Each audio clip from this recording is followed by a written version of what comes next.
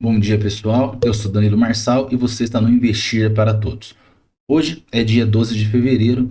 Ontem, no dia 11, já após o fechamento do mercado, o Banco do Brasil divulgou o seu resultado trimestral. Então, o objetivo hoje é que nessa pílula de 10 minutos você tenha uma visão geral, um consolidado de como foi esse resultado do quarto trimestre de 2025, até em comparação aos demais, para você ter uma ideia de como foram os resultados do Banco do Brasil e de como se posicionar estrategicamente. Então vamos lá? Pessoal, ontem, dia 11, então, após o fechamento do mercado, o Banco do Brasil divulgou o resultado trimestral aí do quarto trimestre de 2025. Então, já trago para vocês aqui a minha análise e quero contribuir com vocês com o diagnóstico que eu fiz baseado neste relatório aqui. Porém, lembrando, reforçando que não substitui a sua leitura de relatório para você ter a sua percepção, o seu entendimento e, consequentemente, fazer o seu posicionamento estratégico. Agora, se você quiser me acompanhar, você vai observar aqui qual foi o meu diagnóstico, qual será o meu posicionamento estratégico, e aí você pode comentar comigo se está de acordo comigo ou não. Pessoal, quando falamos então de resultado lucro líquido, os dois pontos de comparação, quarto trimestre de 2024, fechamento de 2024, para o fechamento de 2025, quarto trimestre de 2025, tivemos um lucro líquido menor, de 9,58 bi para 5,74. Porém, se for uma comparação ao trimestre anterior, ou seja, do terceiro para o quarto trimestre de 2025, houve um aumento de 3,78 bi para 5,74. No patrimônio líquido, nós tivemos aí também, tá? O quarto trimestre de 2024 estava em 190 bi, né? Acima de 190 bi.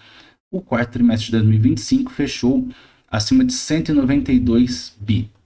Quando o assunto é a carteira de crédito e risco, a carteira do Banco do Brasil 2024 a 2025 foi ampliada. Saiu de 1,13 tri para 1,22 tri, um crescimento aí de 7,9%. Porém, o que pega aí é a questão da inadimplência maior do que 90 dias, que são aqueles devedores duvidosos, tá? Em 2024 estava em 2,9%, 2025 em 3,30%. Então ela teve aí um aumento de 0,40 pontos percentuais. Quando o assunto é guidance e proteção, o banco ele manteve o guidance para 2025. A carteira cresceu dentro da faixa projetada, o ROI segue dentro do intervalo de 20% a 23%.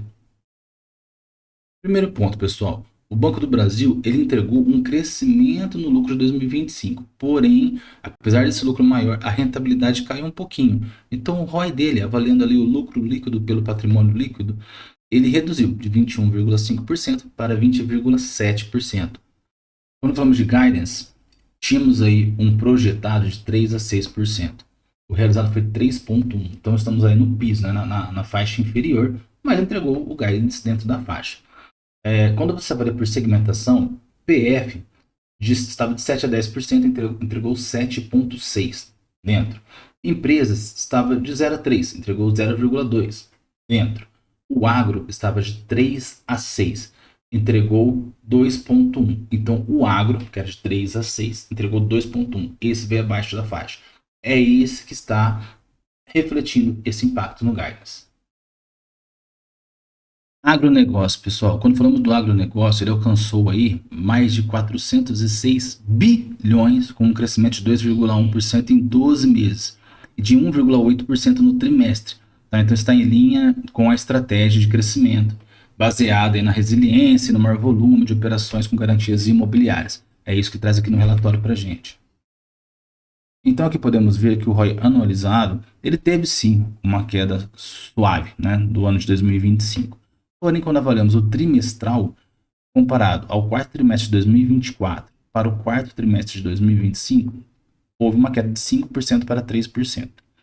Porém, se compararmos exatamente ao último trimestre, ou seja, o terceiro de 2025 para o quarto de 2025, houve aí um aumento de 2 para 3%. Então, trimestral, esse trimestre houve uma leve melhora, porém, anualizado, houve sim uma queda no ROI. Então, que você pode comparar, ó, o ROI aqui do quarto trimestre de 2025 em aproximadamente 12%. Qual que é a conclusão que você tem desse trecho aí? Então, o lucro do quarto trimestre caiu. O ROI trimestral saiu de 5% para 3%. Mas quando analisamos, estamos falando de uma queda de aproximadamente 20% para 12%. Isso mostra uma compressão da rentabilidade no curto prazo. Isso significa que o banco ganhou mais dinheiro em termos absolutos, mas a eficiência sobre o capital próprio caiu um pouquinho. Esse movimento normalmente ocorre quando o custo de risco aumenta ou quando há uma maior necessidade de provisões. E aí que entra a questão das provisões. Vamos lá. Essa inadimplência maior do que 90 dias, ela aumentou em 0,40 pontos percentuais. Ou seja, tenho mais clientes duvidosos.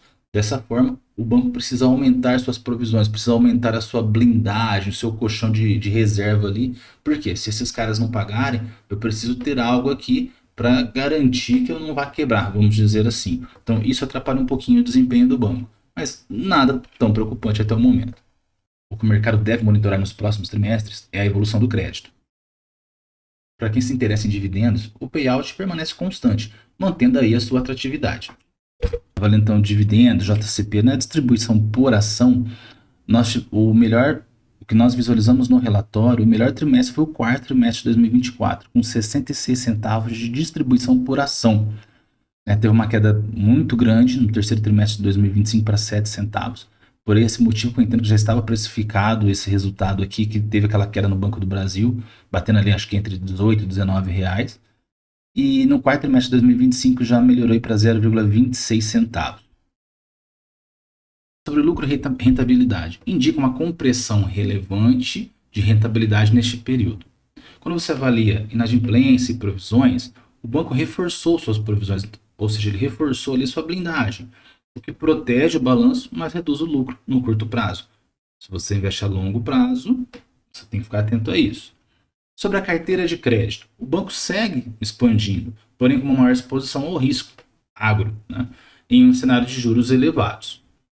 Sobre capital e solidez, a estrutura do capital ainda está confortável. Então, o que nós temos aí? Uma conclusão.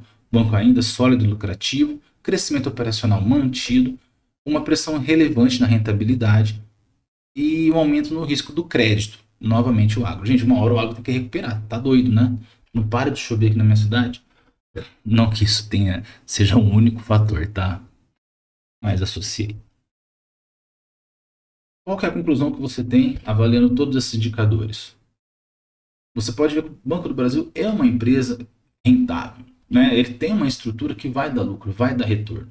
Porém, ele está passando por um momento que aqueles clientes duvidosos, que ele tem que aumentar as provisões dele ali, ou seja, a blindagem, o escudo dele ali, né, a proteção dele, acaba impactando na distribuição dos resultados, no lucro, consequentemente no ROI, nessa capacidade de transformar o nosso dinheiro em lucro. Então, tudo isso é reflexo, né? A causa raiz de tudo, o problema, o cerne ali do problema é essa questão dos clientes duvidosos.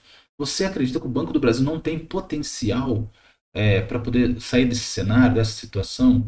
Um resumo aqui, a pílula que você precisa, tá? O que nós temos então? Lucro crescente, o ROI levemente em queda, inadimplência em alta, principalmente que está relacionado ao agro, né? Cobertura reforçada, o Banco do Brasil então precisou tirar um pouquinho ali para aumentar essa cobertura, consequentemente impactou no ROI. A carteira está em expansão, o guidance foi mantido, o custo do crédito está pressionado, Basileia está confortável, dividendos estáveis e está sensível ao cenário macro, né? Juros e atividade. Esse aqui é o resumo, aqui, a sua pílula para o Banco do Brasil. Baseado nessa pílula, temos 3 possíveis cenários pensando em Banco do Brasil. Primeiro cenário, abertura em queda moderada. Ele é mais provável se o mercado focar no aumento da inadimplência, que foi o que ocorreu, se as casas revisarem as projeções de lucro, ter uma queda técnica inicial entre 1% e 3%. Então, é muita questão de PTG, XP, se as casas avaliarem, derem um foco nessa questão do aumento da inadimplência, isso pode impactar um pouquinho neste primeiro cenário, então, e ter uma queda inicial entre 1% e 3%, tá, na ação. Temos um segundo cenário. Esse segundo cenário é uma volatilidade e estabilização, tá? O que seria? Se os analistas destacarem um capital forte, ao invés de focar na inadimplência, mas o capital do Banco do Brasil é forte, entenderem como um ajuste de ciclo, pode abrir em queda, mas vai recuperar já no intraday, né? Vai ser algo rápido, tranquilo, vamos dizer assim. E temos um cenário 3, que é um cenário neutro. Se o resultado já estava amplamente precificado, e sabemos que o Banco do Brasil já estava precificado, isso já, né, na minha opinião, aí é palpite, isso já estava precificado, já tínhamos o conhecimento dessa questão do agro, dos problemas relacionados aos clientes duvidosos. Então, este terceiro cenário, que é um cenário neutro, eu entendo que é o mais forte, ou o mais possível de acontecer. Então, se o mercado estiver focado em cenário macro, juros no exterior, simplesmente nada vai acontecer, porque já estava precificado. O que mais importa nesse momento é a tendência da taxa Selic, bolsa internacional, como vai se comportar o reflexo, né, do exterior, e o fluxo estrangeiro que está entrando ainda no Brasil. Na minha percepção, isso impacta mais realmente do que esses resultados que foram divulgados, porque está bem próximo do que já tinha de expectativa e é algo que, no meu entendimento, já estava precificado.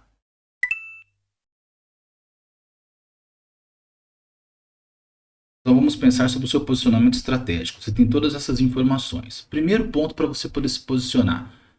Você é um investidor a curto, médio ou longo prazo. Você entende que para o seu perfil, este resultado, você pode comprar mais? Ah, Danilo, meu preço médio está bem maior, eu vou comprar. Ok, só tenha cuidado com o preço médio, que é um pouquinho de ego, tá? Mas vamos lá. Danilo, eu quero vender, quero manter, quero comprar. O posicionamento é seu, porque você sabe o histórico da sua carteira, o seu perfil, o seu objetivo. No meu perfil, no meu objetivo, Banco do Brasil é para aposentadoria. Banco do Brasil tem muito potencial.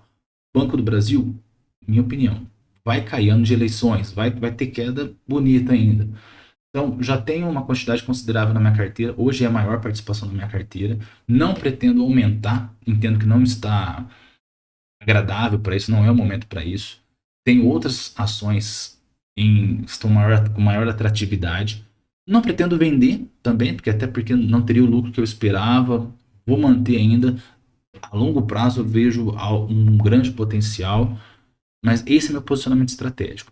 Com a queda da Selic, com questão de mercado externo, nessa migração de estrangeiros para B3 aqui para o Brasil. A minha expectativa é muito boa sobre o Banco do Brasil. Quero manter na minha carteira, mas não entendo que é o momento de comprar. Qual que é o seu posicionamento estratégico? Como que você enxerga a ação do Banco do Brasil? Qual é a ação que você tem na sua carteira que você entende que então seria o seu foco neste momento? Você fez a leitura do relatório gerencial dessa outra, do Banco do Brasil? Então, você precisa pensar e se posicionar estrategicamente. Esse é o objetivo do nosso canal. Espero que esses 10 minutos tenham ajudado você. Se ajudou, por favor, ajuda com aquele engajamento. Se inscreve, ativa o sino, comenta, compartilha. E eu não sei onde vai ficar os botões aqui, mas ajuda no engajamento, que o objetivo é poder compartilhar com você a leitura de relatório gerencial, os nossos insights, qual que é o nosso posicionamento estratégico, e que você fique sempre por dentro com essa informação rápida, de 10 minutos aí, quando houver essas divulgações. Seja para ações, relatório gerencial, seja até mesmo os trimestrais, ou seja também para fundos imobiliários. Começando agora, seu apoio vai ajudar muito. Muito obrigado, então, e acompanhe com a gente, porque investir é para todos, até porque não tem tempo. 10 minutos. Um abraço, tchau.